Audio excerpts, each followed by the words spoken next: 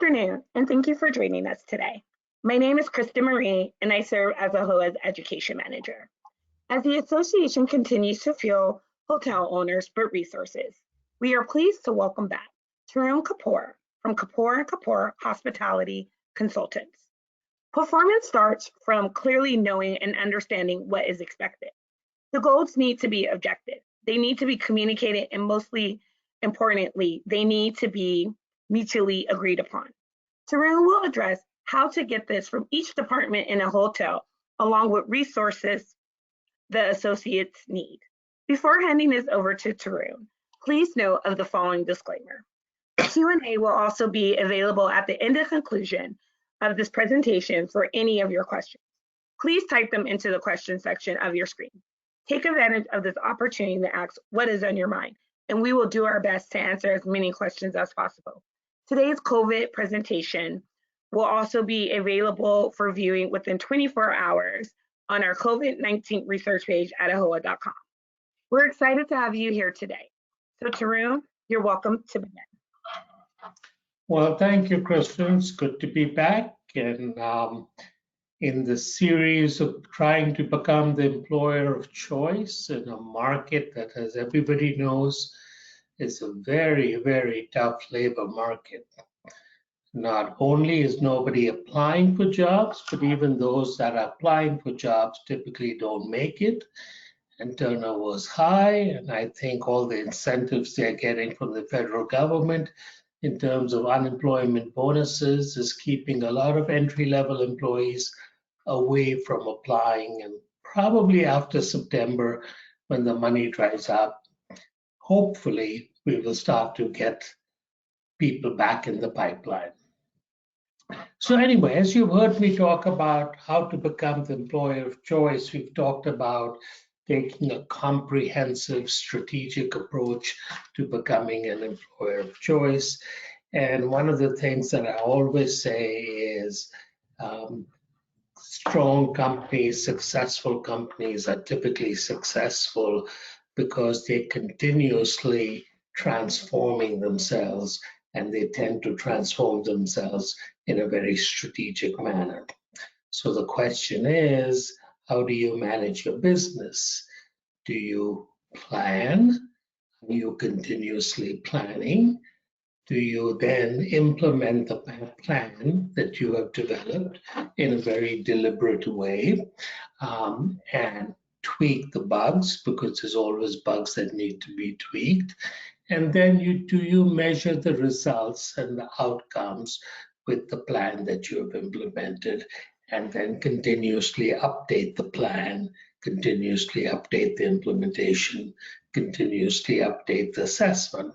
I can tell you most companies are very good at planning, but they're very bad at implementation. And what they do is they develop the plan or they develop the process, and they hand it over to the employees or to their management and say, here, deal with it.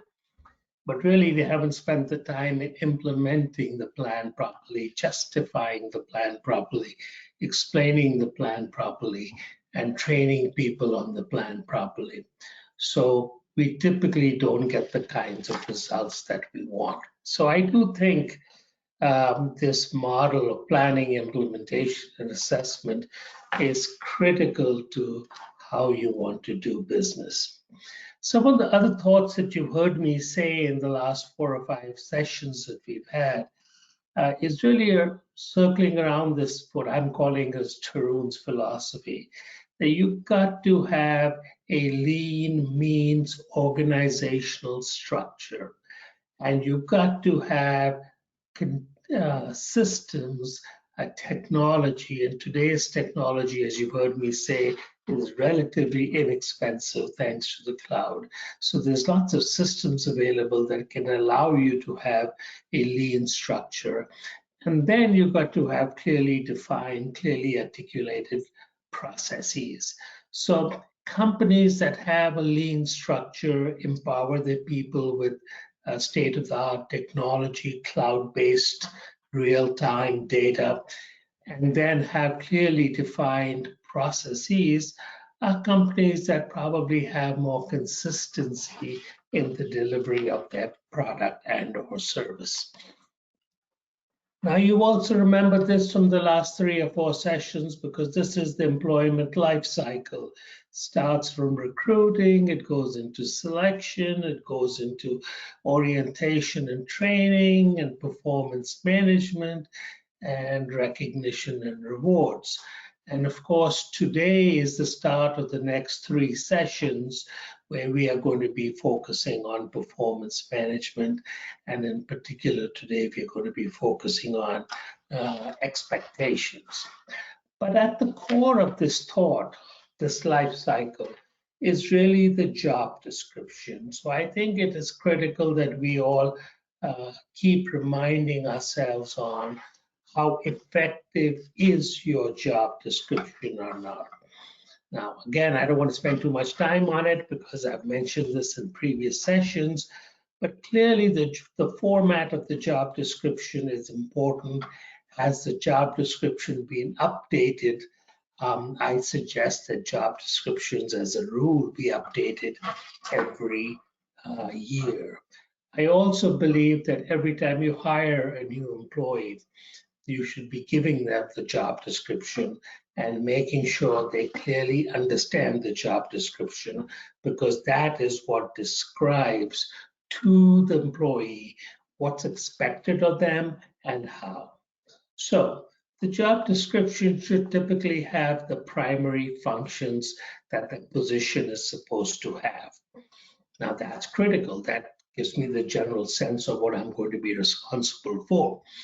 But in detail, it really needs a specific task that you like me to do, because no 2 hotels conduct the same tasks and no 2 hotels do the tasks in the same way. And if you don't define the specific tasks to me, then I have the privilege of doing it my way.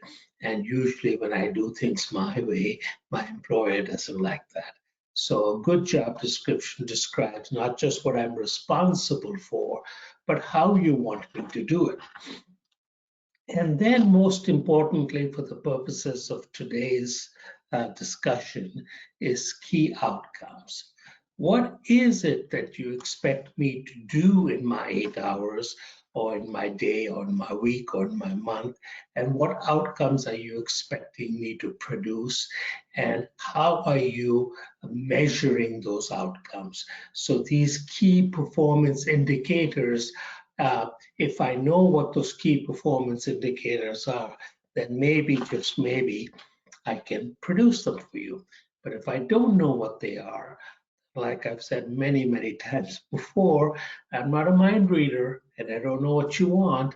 So you got to articulate it to me to let me know what exactly it is that you want. Now, today, like I mentioned, the focus is step 1 of what I call performance management.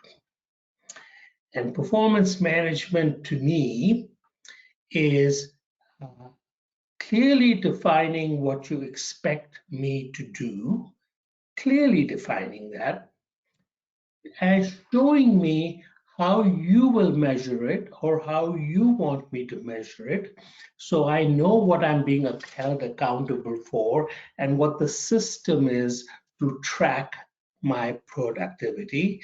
And lastly, what support, what feedback, and what training do you give me in doing this?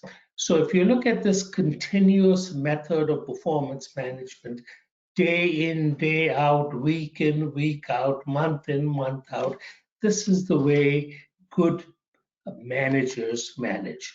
In fact, I call this my coaching philosophy. And I say, good coaches tell me what they expect me to produce, show me how they're going to measure me, and then provide me with the necessary feedback. So think about that, folks. Think about how a coach in almost any team sport, what they do.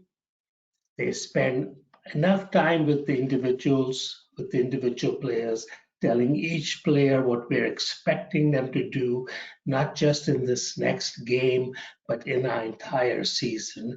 And then we are tracking how they are doing. In fact, we are tracking it in sports so effectively that the running statistics during the game are being blasted on the television screen and on the speakers so that every player knows exactly, are they meeting the goals? Are they meeting their statistics or not?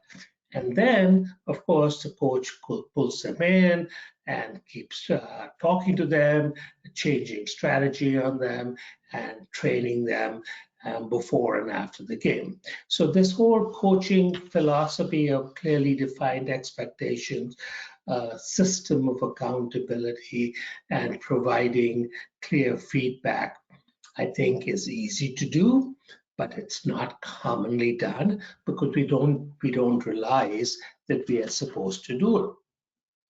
So let's drill down on this a little bit, and then as Kristen mentioned, we can have questions and answers later.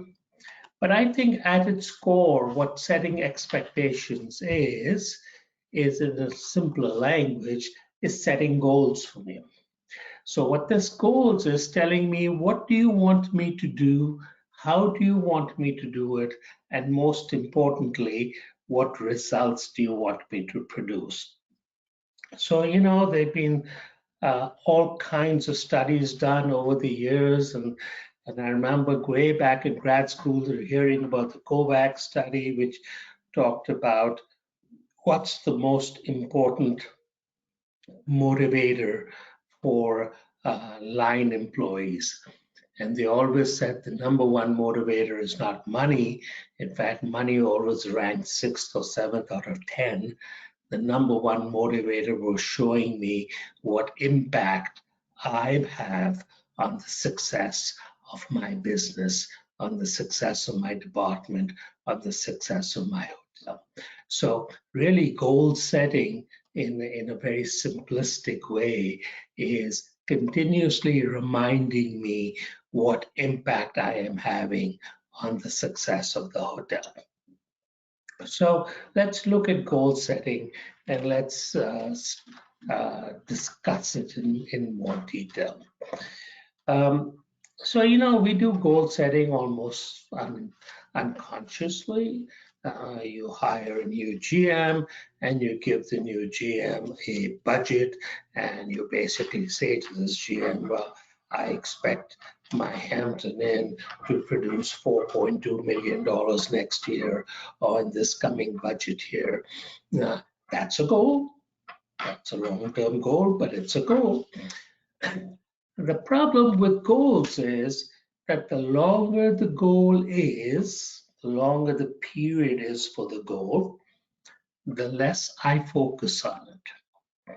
So if you want me to focus on the goals you're giving me, the shorter the term of the goal, the more effectively I will remember it, and the more effectively I will focus on it, and the better chance I have on achieving it. So to me, short-term goals could be in the shift, or in the day, or in the week, or in the month. Much more than a month, I don't think people can remember and focus. So the other thing is, when you think about short-term versus long-term goals, think about the person you are reflecting on for those goals. The lower the person in the hierarchy of the business, the more line level positions, short-term goals are very powerful. The more senior the person, if this was your department head, possibly a weekly or a monthly goal is important. If you're dealing with the general manager, possibly a monthly or a quarterly or an annual goal is possible. And if you're dealing with a corporate official, maybe a quarterly or an annual goal is more realistic. So you've got to think about the capacity of the person. You've got to think about the role of the person, the type of job they're doing, and then the term of the the goal, the short-term or long-term nature of the goal. So again, the question then comes in is, if you are setting the goals, are you setting them for a short term? Short term would be today's. And so if I'm the breakfast person today at your hotel, or if I'm running a shift with 30 seats in your restaurant in the hotel as a waiter, or if I am a room attendant cleaning rooms, or if I'm a maintenance engineer doing repairs and maintenance, then what short-term goals are you going to set for this person? And imagine how powerful those goals would be if before I started my shift or at the start of my shift, you clearly define those goals for me. So I know in the next 8 hours when I'm working on the job, I am remembering what you are asking me to do and what you're expecting me to achieve. So what good is it to tell me what you want me to do on Friday when today is Monday and I can barely think about what am I going to do the next hour or the next 6 or 7 or 8 hours? So that's the power of short-term goal setting for line employees. On the other hand, for the department head, let's say this is your guest services manager, or let's say this is your executive housekeeper, setting a goal for the executive housekeeper for the whole week in terms of inventory management or in terms of time and attendance management might make sense to the housekeeper, but will not make sense to the guest room attendant or to the laundry attendant or to the breakfast attendant. So the length of the goal, I think, is a very critical thought. The second thing is, what is a goal? And how can I, as an employee, relate to the goal? Well, when you give me a goal, don't give me anything abstract. You want to give me something that I understand. So I think all goals must either be something you can measure, or it must be something you can demonstrate to me, or it must be something that you can see me doing. So I give you some very simple examples. An observable goal would be how your guest services agent at the front desk interacts with the guest when the guest is checking in or checking out or requesting something from the guest. And if you're observing this person and you're observing how warm, how friendly the person is, do they smile when they talk to the customer, that's an observable goal, that this is a friendly person or this is a cold and distant person. A demonstrable goal might be saying, well, how well can you make a bed and how fast can you clean a room, and can you demonstrate to me that you can clean a room in a systematic manner in 30 minutes? Or better yet, if this was a bar in your restaurant and your bartender's pouring drinks, well, you know, when you're pouring drinks and you're free pouring drinks, well, you could pretty much free pour twice as much alcohol as you should be doing. And the question is, can this person demonstrate to you that they know how to pour an ounce and a quarter of whatever the alcohol is and whatever the recipe calls for? And lastly, measurable. So, you know, you've heard the measurable goals 1,000 times. They are probably the most well understood. Minutes per room is a classic measurable goal. Inspection scores are a classic measurable goal. TripAdvisor rankings are a classic measurable goal. Your star report indices, your 110 index in your REFBAR is a classic measurable. And as you keep going higher, your profit and loss, your top line revenues, and your earnings before interest, taxes, depreciation, and amortization, or EBITDA. So goals must either fall into the category of being something that you observe as a manager and then You can demonstrate that the employee is doing it correctly, or it's a goal must be demonstrable so the employee can show you how it needs to be done, and finally measurable. And you all heard the term SMART, right? All goals need to be SMART. What does SMART stand for? Well, S stands for specific. So you have to be very clear and specific in what it is you want me to do.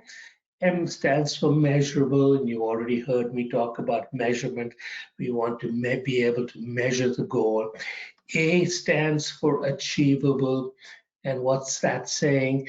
Don't give me a goal that I can't achieve, that is so difficult to achieve, because there's no better demotivator than consistent failure. Let me repeat that. There's no better demotivator than consistent failure. So if you give me an unrealistic goal that I can't achieve, I'm going to stop trying.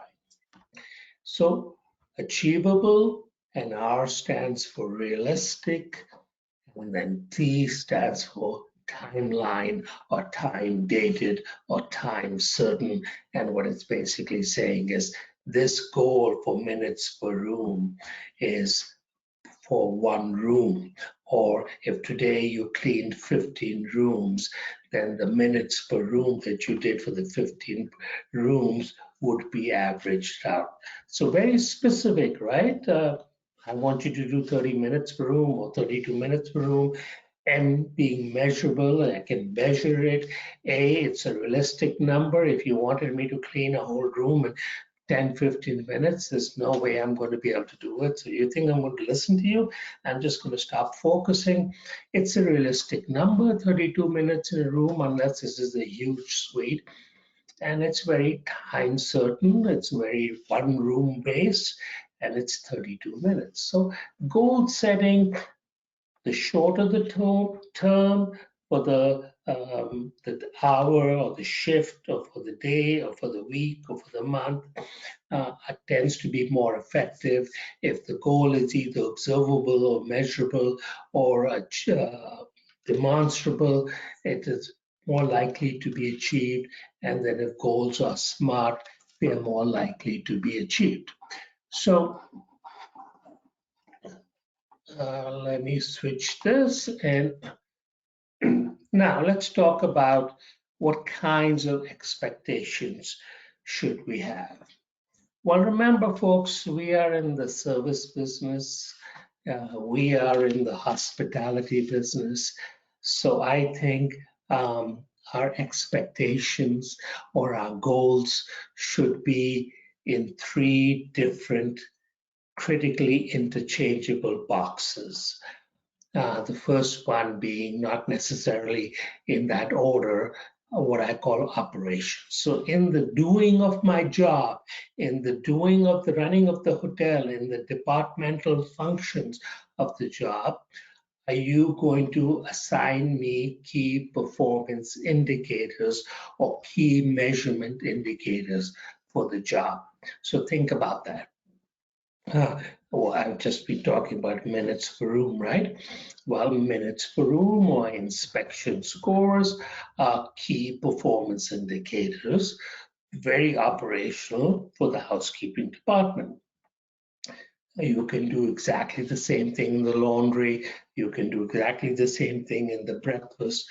That's a key performance indicator in breakfast is what are people saying about your breakfast? How are they scoring the quality of your breakfast? But more importantly, how much money are we spending on the breakfast? And is that breakfast costing us $4 a person or $4.75 per person, etc.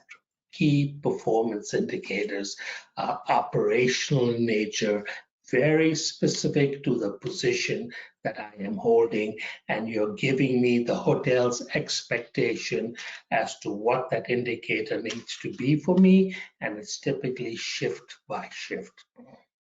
The second piece is the guest. Every one of you knows that guest feedback is critical.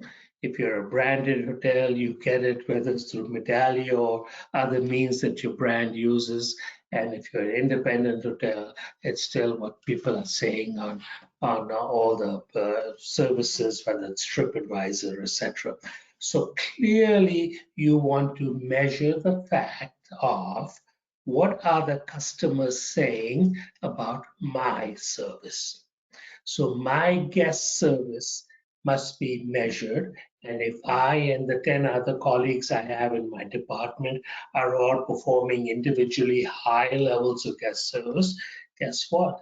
Your medallion scores are going to excel because the whole hotel is going to excel. But it takes one employee to pull down the score. So what you really have to focus on is what is the goal you're setting for me? Now, I would argue that whether it's key performance indicators or guest satisfaction indicators, I would argue no two employees of yours are the same. Some may be better in the operations piece, some may be better in the guest interaction piece. So really, it's not realistic to set the same goal for every employee. Some may have a stretch goal when it comes to guest satisfaction.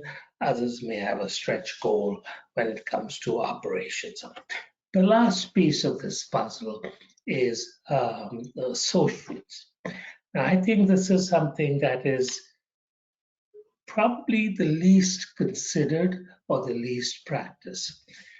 For me to succeed in my department, I need to be able to work with my fellow workers, and that sense of team, that sense of belonging, the sense of loyalty, the sense of pride that we all did it together is critical. So I think something that's very easy to do is to have your fellow employees evaluate each other. And this can be done today very, very easily through anonymous surveys. So it's not me being taking out my personal either goodwill or ill will against a fellow employee, but this is the average score of what your fellow co-workers are going to give you. So if I may need a higher goal for ASI, Associate Satisfaction Index, or I may need a higher goal for the Guest Satisfaction Index, or I may need a higher goal for key performance indicators, etc. So you're setting expectations, and we always say set expectations for all three. So if you look at this, when you're setting expectations, another, I think, critical point, and this goes back to that survey I was telling you about, the COVAX survey, which talked about what impact am I having on the success of the hotel.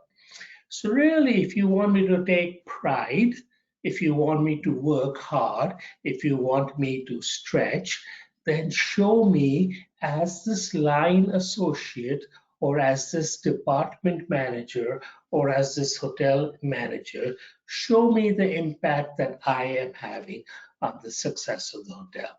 So again, I've been using terms like minutes per room, or inspection scores, medallion scores. These are all cumulative scores, right? That's why I use the pyramid concept, that each individual employee is either pulling down the department score, pulling down the hotel score, or is helping us achieve it. So it's the same thing with costs and profit.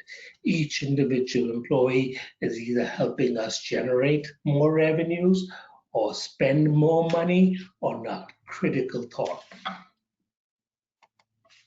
So another way of looking at this is to say, can you connect me as a line employee with the success or failure of the department, and what impact am I having with the success and failure of the department?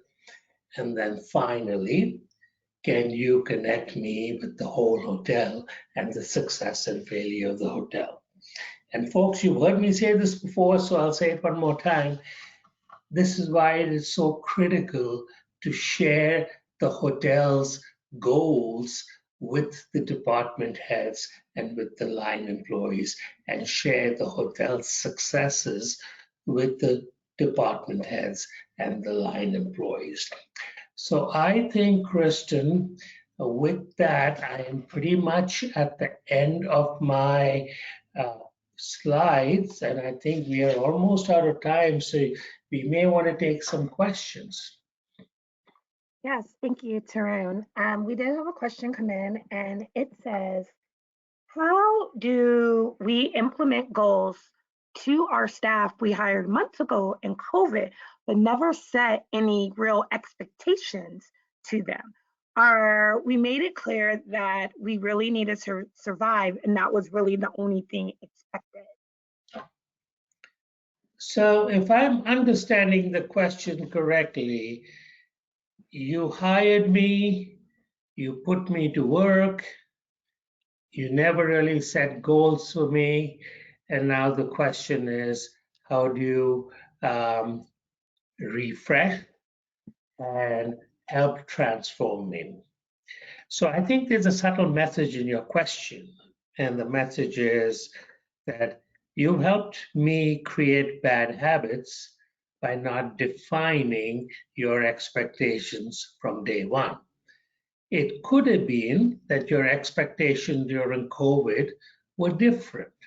It could have been that you wanted me to be a generalist doing a lot of different things, and now as business is coming back, you're putting me back more into a more specific role. So your expectations or your goals for me have changed from the time when I was doing multitasking to now when I'm doing sort of a focused job in terms of some of the positions I've described today. Regardless, I think you have to begin somewhere. I think you have to have the team meeting at some point.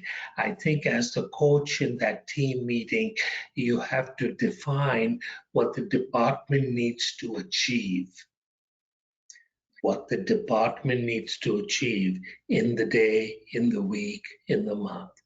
And then you have to, as we will talk about in our next session with accountability, then you have to put a mechanism in place to be able to measure whether I am actually accomplishing at the level at which you want me to accomplish the goals or not. But goal setting is habit forming. Let me repeat that. Goal setting is habit forming. You first form the habit in me, then I will start to do it by second nature. Back to you, Kristen. All right, great, thank you. Our next question says, I read somewhere where they said, if you get the right employees and you set expectations, your next step is performance coaching. As we are gearing open, our state is reopening and we're hiring new employees. If we're setting expectations, do we need to keep up with that by coaching them to follow these habits? Oh, without a doubt. I mean, you've done a great job in sort of encapsulating this whole series of what we've been trying to. How do I become the employer of choice? Well, you become the employer of choice first by hiring right. Second, by training right. Third, by managing my performance. And step one in managing my performance is setting the goals, setting the expectations. Step two in that performance will be tracking my performance, showing me how you're tracking my performance. And then step three would be giving me constructive feedback and training, showing me where I need to improve and how. So without a doubt, this is a perfect question. There's, if you remember my bicycle metaphor from earlier, any single spoke that is broken or weak can basically ruin the bicycle or ruin the ride. All right, great. And our last question says, as we all seen last year during COVID, sometimes you take the employees you can get. How do I start to get rid of poor performers as I'm hiring, the better, let's say, employees, as people are needing now to get back to work. We have some people who have been very loyal, but their performance isn't great. Um, should we stick it out with them? Or rehabilitate them, it says, or should we start to transition them out? Well, I think you are touching on two or three um, complementary, if not contradictory, thoughts. One is loyalty. If I have been loyalty to you, I have been loyal to you, my employer, then it is only fair for me to expect loyalty back from you.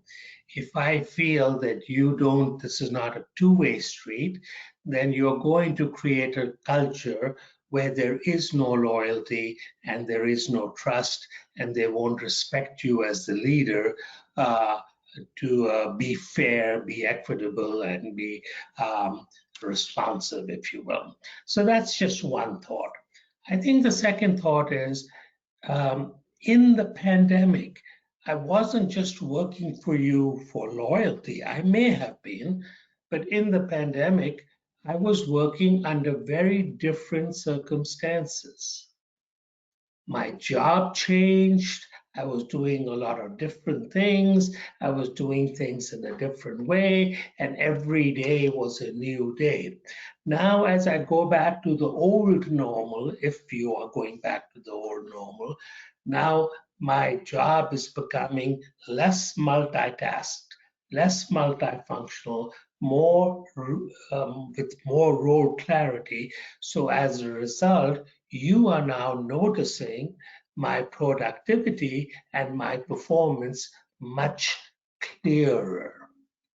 And if that is true, then the question is back to the previous question, which is training. Can you A, train? Can you B, clearly articulate the team's expectations? Can you see, demonstrate each individual member in the team how they are either pulling the team's outcomes down or rising them up?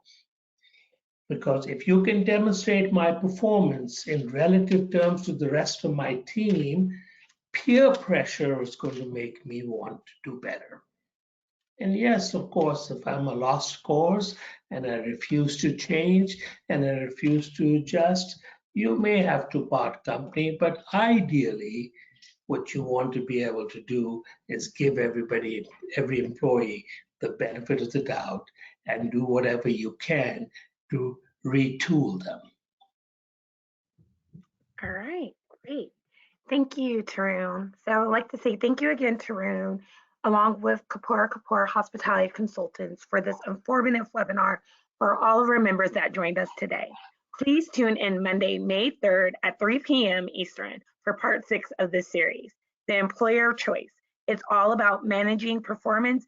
Even stars need to be held accountable. Feel free to visit ahoa.com for future webinars and find past webinars in our resource library. We hope you have a wonderful day. I hope you would join us for our next webinar. Tarun, again, thank you. So informative. It's My been a pleasure. See you in a couple of weeks. See you in a couple of weeks. Bye-bye.